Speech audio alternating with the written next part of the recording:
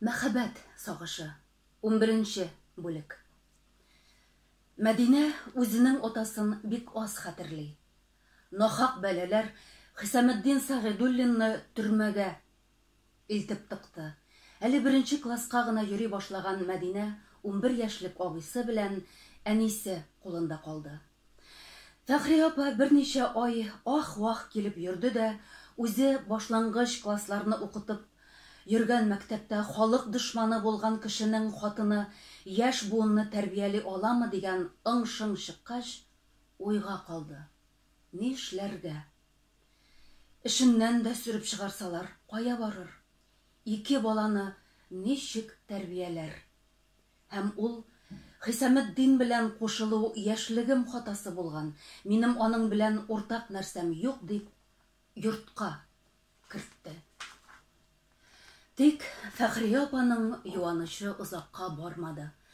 40 яшенә хәтле үзенә бер уяда кыра белмәгән, колхозлашу елларында авылдан качкан Хәбибулла аның көткәннәрен акламады. Фәхри апа белән язылышып законлы ир булып алды да, түшәмгә төкереп караватта ята. Беренче ирдән калган мал-мөлкәтне пыран-заран китерә башлады һәм башкалар тир түгеп тапкан малны туздыруда искиткеч сәләт күрсәтте. Гомердән авыл кешесе булгач, иртә ятарга өйрәнелгән дип, караңгы төшү белән ятып йоклады. Калада торгач, калача яшәү кирәк дип, төш җиткәндә генә урыныннан торды. Баштарак Фәхри апа, иелгән башна кылыч кисмәс дип, һаман буйсынды, һаман баш иде. Тукта, тавыш чыкмасын, тукта, ирем ачуланмасын дип, үз балаларын үзе кыерсытты. Иртән эшкә киткәндә Хөрәсән ялкавы кебек йоклап яткан иренә ашарга хәзерләп калдырды. Кичен ашамый-эчми әллә кайларда сөйрәлеп йөргән ирен көтте. Балаларына да: "Сабыр итегез, балалар. Әтиегез белән бергә ашарсыз. Олы кешедән алда ашап туеп кую килешми", диде. Еш кына балалар әтиләрен көтә-көтә аш килеш йоклап киттеләр. Үги атаның 7 төн уртасында исереп кайткан чаклары да булды. Кайтты да: "Бу ашың нигә суынган? Бу тукмашың нигә куйырган?" дип Фәхри апага бәйләнде. Бәрәкәтләп кенә тотучы кешенең бөтен гомеренә җитәрлек сүгенү сүзләрен бер кичтә түгеп, өстенә ашлы тәлинкәләр тондырды. Ана белән балаларны өйдән куды һәм Фәхри апа 2 баласын җитәкләп көзге пычракларда, кышкы бураннарда өйдән чыгып китте. Күршеләренә кереп кунды. Күршеләргә керергә уелган вакытларда 2 баласын кочаклап, утын сарайларында, ягылмаган мунчаларда үткәрде. Соңрак Фәхри апа акылга утыра башлады. Карышып карады, ләкин аның күз яшенең файдасы тимәде. "Синең ирең халык дошманы, синең үзеңне дә, бурсыкларыңны да атып үтерү кирәк", дип җикеренде Хәбибулла. Сугыш башланып китте. Фәхри апа иренең сугышка китүен, шунда үлеп калуын сорап, көн-төн Аллага ялварды. "Теләкләрем кабул булса, шушы имансыздан котылыр көнем җитсә", дип нәзер садакалары әйтте. Хәбибулланы сугышка алмадылар. Эшкелектән организмы тауша беткән, йөрәгендә дистрофия башланган дип таптылар һәм ул, аек килеш күреп, сугышка җибәреп куймасыннар дип, элеккедән дә котырыныбрак эчә башлады. Иң актык акчаларны урлап, иң кирәкле әйберләрне базарга чыгарып, сатып, көн сайын исереп кайтты. Кайчандыр мәхәббәт һәм гаилә җылысы хөкем сөргән өй җирдәге тамукка, аның эчендәге тормыш мәхшәргә әйләнде. Мәдинә бар юанышын китаплардан тапты. Алардан үзенә тыңгы бирмәгән сорауларга җавап эзләде. Ул үзенең эчке дөньяшыгына бикләнде. Кайчандыр әтисе утыртып калган ак каеннарга карап, Мәдинә сәгатьләр буе тәрәзә төбендә тора иде. Еш кына аны шул хәлдә абыйсы Искәндәр очрата һәм сеңлесенең йөзендәге балаларча булмаган җитдилекне күреп сораша башлый. Кагыйдә буларак, Мәдинә берничек тә җавап бирми. Ә кайчак абыйсының күкрәгенә каплана да, күз яшьләренә буыла-буыла ялбара башлый. Ни өчен?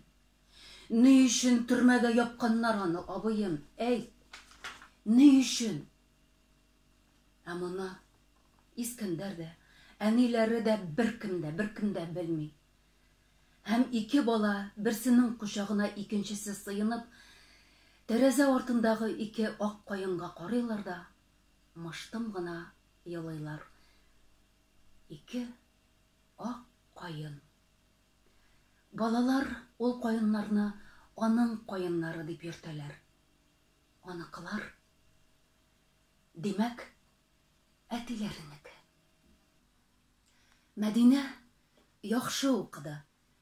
Ләкин мәктәптә дә ул үзен канаты сынган кош итеп, үги укучы итеп хис итте. Чөнки иптәшләре аның кем кызы икәнлеген беләләр. Җае туры килгәндә бу турыда исенә төшерәләр иде. 3нче класста укыганда Мәдинәнең йөрәген телем телгәләгән бер хәл булды. Аның пионерга керәсе, кып-кызыл галстук тагып йөрисе килде. Мәдинә үзен пионерга кабул итүне сорап гариза язды. Ләкин җыелышта инде кабул итәләр. Өстәлдәге әнә шул галстукларның кайсысын минем муеныма бәйләрләр икән дип торган минутта бер кызчык шәтердәп торды да: Сәгыйдуллина Мәдинәнең яхшы укуын без беләбез, ләкин ни өчен ул безгә үзенең әтисе турында сөйләмәде? Сөйләсен безгә шул турыда дип әйтеп салды. Мәдинә баскан урынында катып калды. Бер агарынып, бер кызарынып, күзләрен мөлдерәтә укытучыларына карады. Халык дошманы булган кешенең кызы пионер булырга тиеш түгел, иптәшләр, дип шәтердәде әлеге кызчык. Мәдинә елап җибәрүдән әрләнеп сбордан чыгып йөгерде. Юл буе елап кайтты ул. Төн озын елап чыкты. Һәм соңыннан пионерга керү турында бер вакытта да сүз кузгатмады. Мәдинәнең абыйсы өйләнгәч, өйне икегә бүләргә булдылар. Үги ата бу эшкә каршы килеп, өйләнешүчеләргә фатирга чыгып китәргә кушса да, эш судка барып җиткәч, күнми булдыра алмады. Шуңа карамастан, ул алты почмаклы өйнең эшке ягында да, урам буенда калырга да теләмәде. Бәхәсләшә торгач, һәр ике якны бүлделәр. Абыйсы белән җиңгәсе өйнең бер яртысында, анасы белән Үги ата һәм Мәдинә икенчесендә тора башладылар. Үзенең даими рухи таянышы булган абыйсыннан аерылгач, Мәдинәгә тагы да ямансурак булып калды.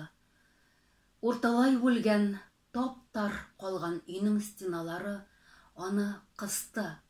Шул стеналар эчендәге тынчу тормыш аны изде. Ләкин Мәдинәнең газаплары моның белән генә шикләнмәде. Анасы ревматизм белән авырып китте һәм 3 айдан артык больницада ятканнан соң инвалидлыкка чыкты. Үги ата авыру ана белән кызны куа башлады һәм куып чыгарды. Үги ата авыру ана белән кызны куды, чыгарды, куып чыгарды. Алар яшьләр ягына күчтеләр. Кешелек сыйфатларын жуйган, уяты качкан Үги ата яшь хатын алып кайтты. Ләкин соңгысы шая булып чыкты. Үзе белән алып килгән әйберләрен карт сатып эчә башлагач, ташлап китте. Үги ата ялгыз калды. Инде Тәүфикка утырырмын, инде аракының исен дә иснәп карамам дип сүз бирде. 99 тәүбәләр белән Фәхрия апага ялына башлады. Ләкин үги атаның тәүбәсе тукран тәүбәсе булып чыкты. Ул Фәхрия апаның айлык пенсиясын урлап эчеп туздырып кайтты да тагын куып чыгарды. Капка төбендә Хәбир әйткән сүзләрнең шундый хәлдә яшәгән Мәдинәдән эссез генә үтеп китмәслеген аңлау читен булмас. Ахры. Ул үзенә тәкъдим ителгән өметне, Хәбирнең өметен капка төбендә калдырмады. Аны өйгә алып керде һәм йөрәк тартмасына салып куйды. Ләкин бу уялшан, сагыш һәм хыялыйлык тулы йөзле егет Мәдинә үзенең хыялында тудырган, килеп кулын һәм йөрәген тәкъдим итүен көткән кешегә никадәр охшамаган иде.